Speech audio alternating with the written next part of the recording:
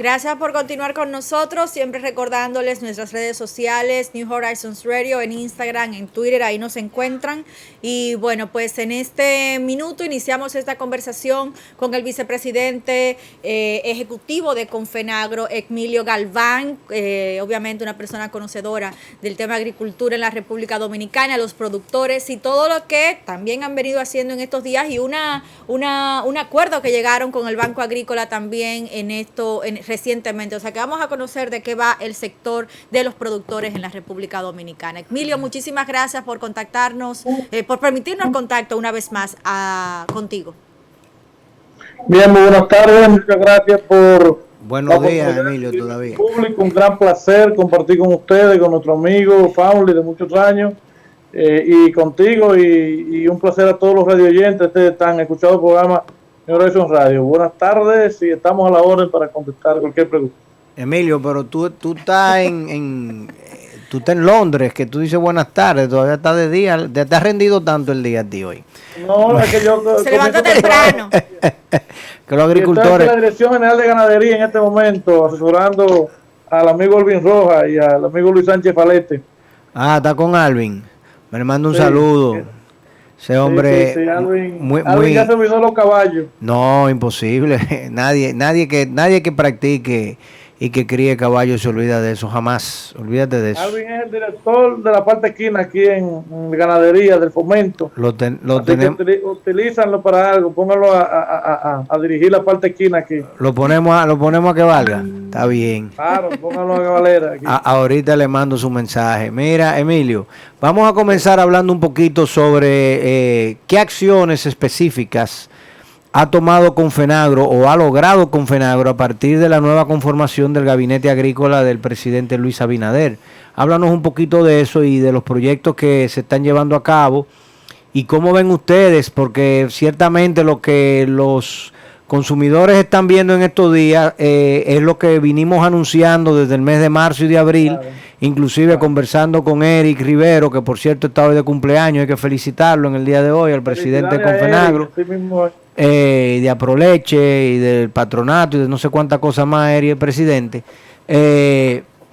Hablamos sobre la carestía y la escasez que íbamos a sufrir ahora a finales de año de los productos agrícolas, fruto de la mala planificación y la mala, digamos, coordinación con los entes comercializadores, que dio al traste con que muchos productores, cuando vino la pandemia y el cierre de todas las actividades económicas, pues sencillamente perdieran muchísimo dinero y no volviesen a sembrar. Háblanos un poquito sobre estos temas.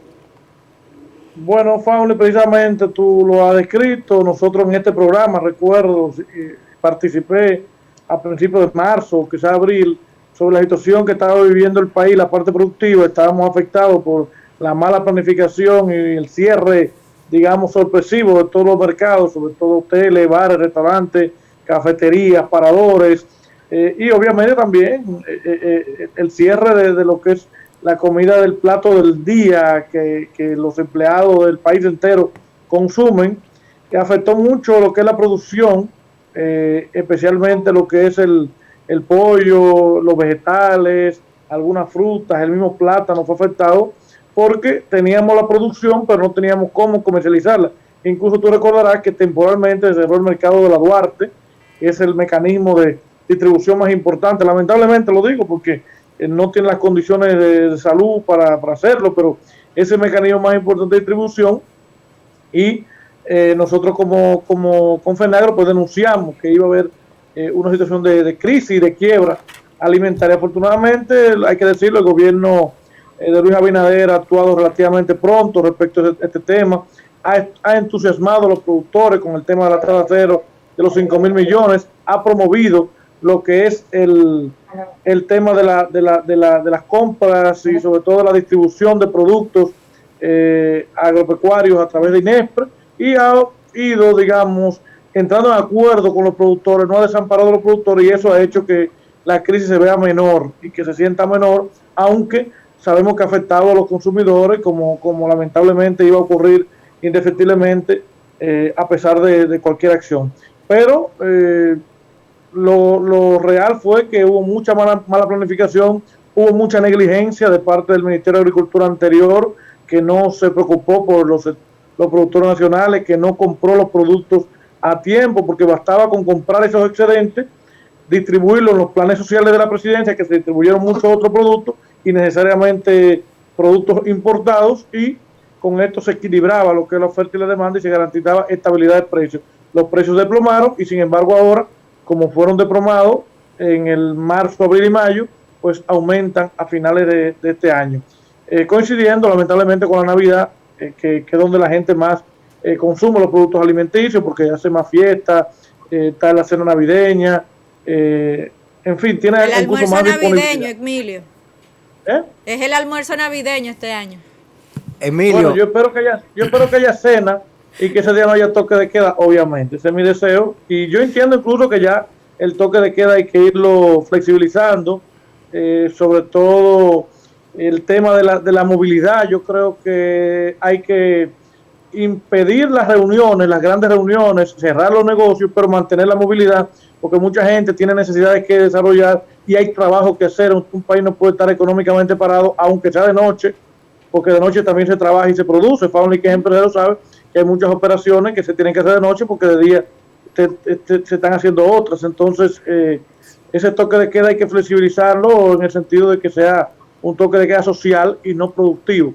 Eso lo venimos planteándose mucho y esperamos que el presidente nos escuche en ese sentido, como también nos ha escuchado en anteriores ocasiones. Incluso lo de las 9 de la noche, nosotros hemos sido los promotores que eso se lograra, lo logramos, se abrió un poco la economía, y fíjense cómo el coronavirus en República Dominicana no se ha disparado, porque al final de cuentas no guarda relación una cosa con la otra. Así es, tanto tú como yo hemos sido abanderados desde el gobierno anterior con el tema del toque de queda y el cierre de la economía, que es absurdo en términos de lo que tiene que ser el manejo de la epidemia y de los contagios acá en el país. Pero si nos quedamos un poquitico hablando ya puramente, netamente de oferta y demanda de los rubros agrícolas, ahora en el último trimestre, me llama todavía a más preocupación el tema del incremento tan importante que han sufrido la canasta agropecuaria acá en el país, porque ciertamente la demanda sigue estando intensamente deprimida. O sea, los hoteles están trabajando a un 10, a un 15% de su capacidad o están totalmente cerrados.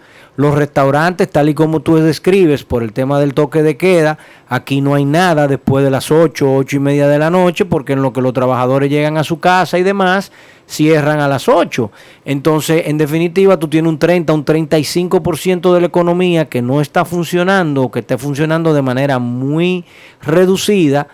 Al mismo tiempo, no tenemos desayuno escolar, no tenemos ningún tipo de los servicios alimenticios del Ministerio de Educación están en extenso reducidos, porque esa fundita que están mandando con media libra de arroz y 2 laticas de pica pica, eso no equivale a las 3 comidas que le estaban dando a la gente en las escuelas. Entonces, en definitiva, la demanda y las exportaciones también están complicadas, porque como no tenemos tantos vuelos, tal y como discutimos con Eric en abril pasado, tú tienes un problema serio de colocación de los rubros agrícolas dominicanos, sobre todo en Europa y en Estados Unidos, porque no hay cómo llevarlos. Y entonces el costo de traslado es muy grande, por eso tú ves que las exportaciones de rubro agrícola se han deprimido hasta septiembre.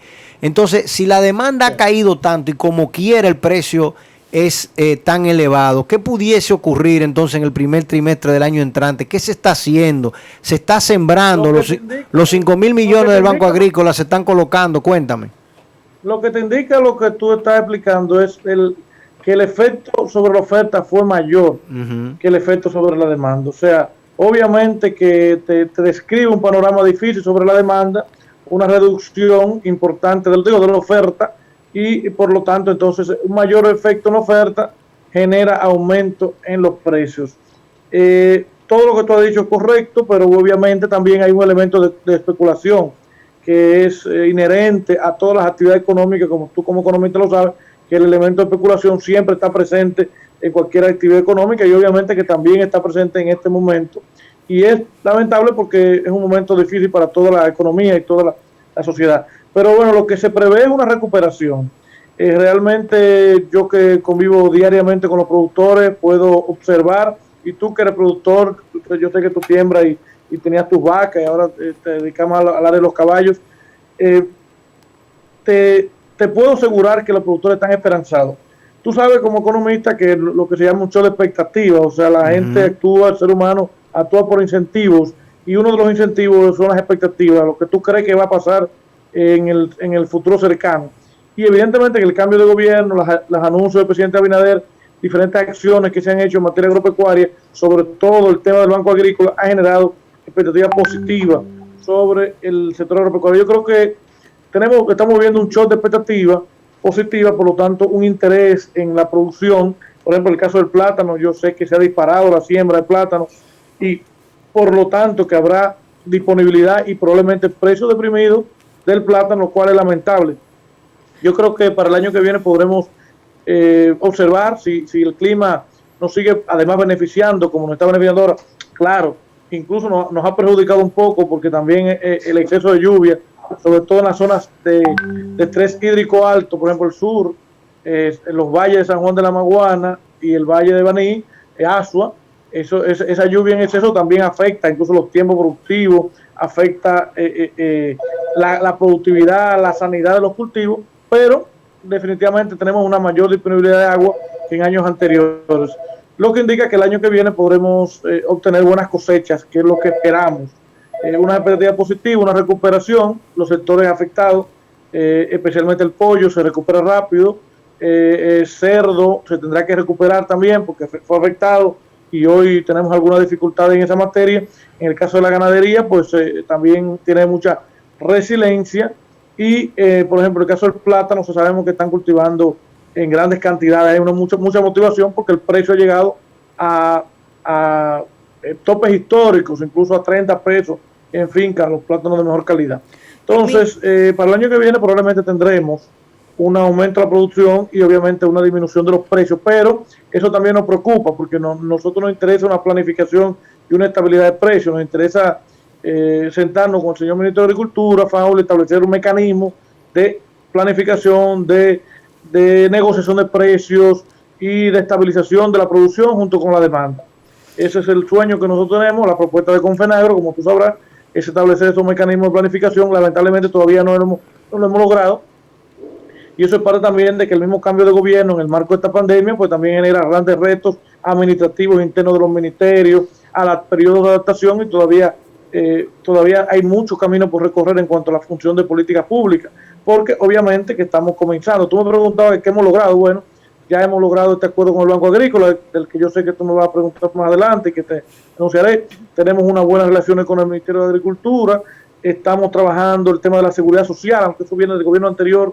Es importante que tú sepas, Faunli, que estamos instalando una oficina de captación de seguridad social allá en Atomayor para que todos los productores de la provincia puedan cotizar en la seguridad social. Inscribir a sus empleados.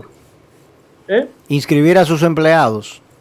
Inscribir a sus empleados, claro. Ellos y sus empleados accederán a la seguridad social en Atomayor. Es un piloto que estamos haciendo y vamos a ejecutar. Estamos montando lo que es una tienda de insumos que se funcionará en la capital, pero que su concepción es ser una comercializadora de insumos para que compren en conjunto para los diferentes clústeres y grupos productivos del país. Estamos trabajando lo que es la iniciativa legislativa, una serie de modificaciones legislativas que son inaplazables en el sector agropecuario, porque lamentablemente las instituciones agropecuarias, y eso es parte de lo que explica la realidad del sector, están totalmente desfasadas. O sea, no tienen un sentido de ser en este momento, a menos que no sea, digamos, lo que han hecho botines políticos en los cuales se convirtieron en los gobiernos anteriores, y ameritan una transformación institucional. Y estamos trabajando en eso y en diversas áreas con cada institución. Por ejemplo, con el Ministerio de Industria y Comercio vamos a trabajar para ver si logramos ya por fin el etiquetado. Vamos a trabajar el tema de la normalización del mercado interno. Ayer nos reunimos con Indocal. Faule, bueno que tú sepas, yo no lo sabía, que por ley está establecido el sistema internacional de medidas, sí, que es lo que nosotros hemos pedido hace mucho tiempo en el país, que se establezca un régimen de medidas para que dejemos de estar vendiendo los productos en diferentes unidades, y ya nosotros como Confenagro vamos a asumir el kilo, que es la medida internacional para los productos agropecuarios y la venta incluso de los productos industriales. Aquí se compra en kilo y se vende en libra. Para que tú pierdas siempre. Aquí siempre los productores agropecuarios tienen que vender en libra y comprar en kilo para perder, ¿tú entiendes? Pues ya vamos a vender todos en kilos, porque ya es el sistema estándar internacional, o sea, y está aprobado por ley, lamentablemente no se ha aplicado en el país. Vamos a dejar la libra y vamos a dejar otras medidas que no son las medidas del sistema internacional. ¿Y tú crees que un gobierno tan americanizado va a dejar la libra y la pulgada? Ella está aprobado por ley. Bueno. No, pero estaba aprobada. La ley está aprobada, pero tú bien has dicho, la ley no es de ahora. La ley de unificación de las medidas que crea inclusive el Instituto, el Indocal, eso no es de ahora. ¿De cuándo es esa ley específicamente? Debe tener como 15 años. Yo no lo sabía, Ah, bueno, que tú no lo supieras otra cosa, pero eso lo promovió Leonel Fernández, yo creo que fue como el 2006, 2007, por ahí. No, es del año del gobierno anterior. Es del gobierno anterior. Pero, como tú entenderás, si no se difunde la ley, pasa como la ley de juventud, que nadie la conoce. Si no se difunde la ley, no se puede cumplir. Nosotros como en Fenagro, ya cuando tú no seas un joven, tú te vas a enterar de la ley de juventud. Emilio, tú has hablado en la idea que desarrollaste en el momentito anterior, hablabas de la inversión y de la gestión quizás administrativa del sector agropecuario. Y una de las cosas que llamaba mucho la atención, o de lo que semanalmente se hablaba en la gestión anterior de gobierno, era justamente las visitas sorpresas del presidente Danilo Medina, y que una de sus principales acciones en esta visita sorpresa era justamente las líneas de crédito y el apoyo al sector agrícola, que era parte de o de los productores, que era parte de lo que semanalmente se hablaba. Lo que tú planteas a partir de este momento parecería que a partir de ahora es que ese sector va a cambiar y va a haber una bonanza. ¿Qué pudiera haber estado faltando en la gestión anterior y qué cosas positivas pudo sembrar esa estrategia del gobierno de Danilo Medina? Mira, nosotros, y Fauni lo sabe, siempre cuestionamos ese procedimiento de visita sorpresa porque tenían vicios importantes de gestión y de garantizar el éxito de los proyectos. Yo que estoy cercano a algunos de los proyectos, aunque todavía no he descendido a todos, me doy cuenta en realidad del fracaso que consistía en esta visita sorpresa y la estafa a que tuvo sometido a la sociedad dominicana a través de este llamado proceso o proyecto de visita sorpresa. ¿Por qué? Porque el presidente se dirigía a asociaciones, y digo asociaciones porque probablemente muchas eran ficticias, inventadas al fragor, creadas para obtener esos fondos, y otorgaba fondos con supuesto proyecto, y digo supuesto porque mi formación como economista me obliga a tener un respeto por lo que nosotros llamamos proyectos. Entonces eran ideas, digamos, sueños de algunos productores, visiones que tenían de lo que querían, pero nunca fueron formulados correctamente. Entonces le entregaban al presidente un legajo de papeles y el presidente autorizaba un préstamo sin ningún tipo de supervisión, ningún tipo de seguimiento y obviamente ningún tipo de estudio de factibilidad que demostrara que tuviera éxito. Entonces, si tú visitas el campo, el 90%, yo diría que más, incluso de esos proyectos, están hoy totalmente quebrados, están cerrados una gran parte y representan un gasto de más de 60,000 millones de pesos que se dispendiaron. Y obviamente que también hubo mucha corrupción en el proceso, no solo de la conformación de asociaciones, sino también en el proceso de compras, en el proceso de adquisición de equipos, en fin. Alguien tendrá que responder al país por el gasto, el dispendio de más de 60,000 millones de pesos que se, entre comillas, invirtieron en esos famosos proyectos y que lamentablemente pues el sector agropecuario lo recibieron personas, pero como sector no hubo ningún tipo de efecto a reducir lo que es la pobreza rural o a aumentar lo que es la productividad o la producción de los productos. Algunas excepciones, como todo en las reglas, Pauli sabe, algunas excepciones fueron exitosos por los niveles de gestión y de manejo que tuvieron y porque en ese caso había seriedad en el proceso. No podemos decir que todo fue fraude. Había excepciones que, digamos, confirmaron la regla de que las visita sorpresa fueron una estafa. Entonces, nosotros lo que queremos es políticas públicas, marcos regulatorios firmes y serios, y sobre todo que si hay inversión, sea a través de proyectos de factibilidad, estudios, proyectos concretos que puedan garantizar el retorno de esa inversión y el éxito de esos proyectos. Fauli sabe que, por ejemplo, en la provincia de Tomayor, que somos de allá, se financiaron incluso en nuestro pueblo de Sabana de la Mar, ¿verdad, Fauli? Y tú vas a esos proyectos y están todos cerrados. Entonces, ¿de qué sirvió? Bueno, de una gran corrupción, de una gran estafa al pueblo y de mostrar algo que no ocurrió. En el sector lechero se habilitó una planta procesadora, ¿no? Allá en Atomayor. Sí. Eso se logró. Sí, se logró, pero hoy, ¿tú sabes cómo está la planta hoy? No, está cerrada. Cerrada. Sí, correcto. Está cerrada. Ese es uno de los que pudiéramos decir exitoso, entre comillas exitoso, porque hizo un gran avance, ¿verdad? De los pocos que pudieron ser exitosos, igual que la planta de leche en Asua y uno en Cofedegano. Ese es uno de las excepciones, pero fíjate cómo hoy está cerrado y todo está cerrado, claro. Tiene que ver con la pandemia, pero como quiera. Tiene que ver con la epidemia, tiene que ver con la falta de planificación hacia los productores. Obviamente el tema de la concentración del mercado de la leche de parte de los procesadores más grandes, que también hacen mucha fuerza, y eso también influye mucho, y tú lo sabes. O sea, hay un sinnúmero de razones vinculantes que lamentablemente todavía en nuestro país no se manejan bien. Los mismos productores de queso que también presionan bastante. O sea, eso tiene muchas aristas.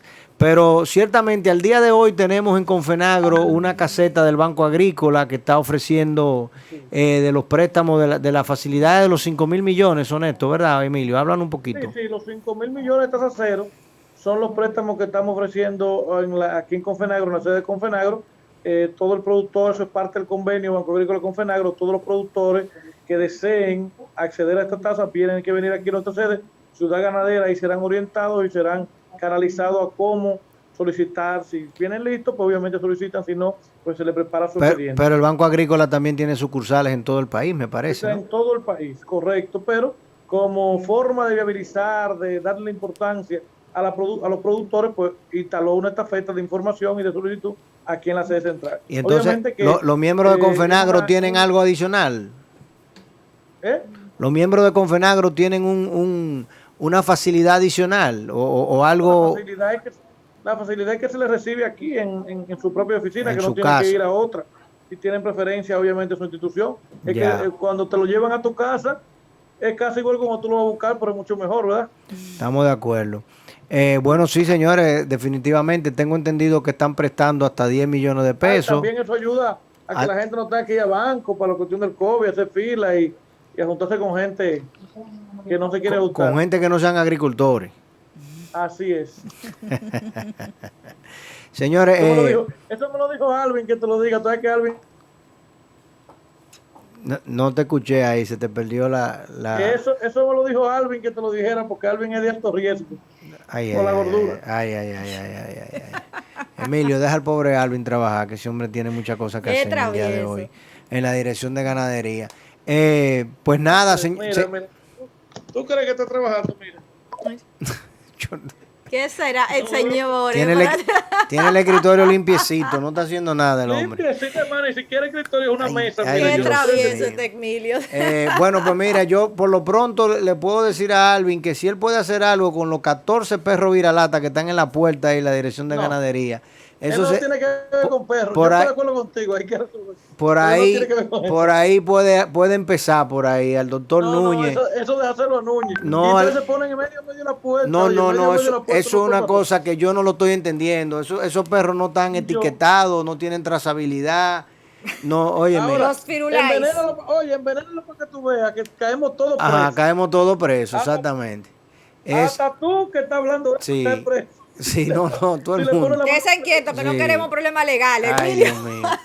Gracias por acompañarnos en el día de hoy. Sin duda, siempre aportando buena información y la invitación justamente a los agroproductores, pues justamente para que puedan sumarse, ¿no?, a estas iniciativas y que la denuncia que haces de las inversiones de la gestión pasada, eso es muy delicado y ojalá pues los pasos que se puedan dar en esta nueva etapa. Yo creo que por lo menos lo del fondo lo del seguro agropecuario es probablemente, no sé si Emilio está ahí país todavía, fue un punto positivo, ¿no? Sí. No, porque el seguro fue una ley de 2009. Ley de 2009. Sí, pero igual como estaba hablando del Indocal, no se aplicaba. Bueno, se fue aplicando. Nosotros en el gobierno pasado conseguimos algunas cosas, como tú entenderás, Sí. el tema del factoring, bajamos las tasas de interés, o sea, nosotros luchamos y conseguimos algunas cosas, no todo fue negativo. Correcto. Ahora, dejaron demasiadas cosas por hacer, es la realidad, y no lo hicieron por negligencia, básicamente, porque nosotros se lo planteamos todo. Por ejemplo, ese tema de la pandemia, tú sabes que nosotros lo denunciamos del primer día lo que iba a ocurrir. Bueno, habría que ver entonces si efectivamente las nuevas políticas que está implementando el licenciado Limber Cruz, Papá New Horizons, van a ser positivas. Esperamos que sí, porque el Ministerio de Agricultura es un brazo importante. República Dominicana tiene muchas ventajas frente a otros países de la zona, en que nosotros somos un país que tiene producción agropecuaria suficiente para alimentar a su gente y para alimentar a otros. Entonces eso hay que potencializarlo y seguir explotándolo al máximo. Aquí hay mucha tierra todavía por explotar y la productividad nuestra es muy baja, o sea que nosotros podemos todavía lograr mucho más. Ojalá y el campo logre definitivamente capitalizarse, tecnificarse, Sobre todo eso. que los niveles de educación en las zonas rurales y en los pueblos mejoren de forma significativa, y de eso vamos a seguir hablando acá en New Horizons Radio por muchas semanas. Y mañana, justamente desde Salcedo, tenemos conexión con un equipo de alumnos del Liceo Científico de Salcedo, o sea que estaremos conversando con ellos, conociendo lo que están haciendo por allá, no solo en el plano local, sino también internacional, en conexiones que están haciendo hasta en la NASA. Mañana a las 11, una vez más, en esta cita de New Horizons Radio. Gracias por acompañarnos.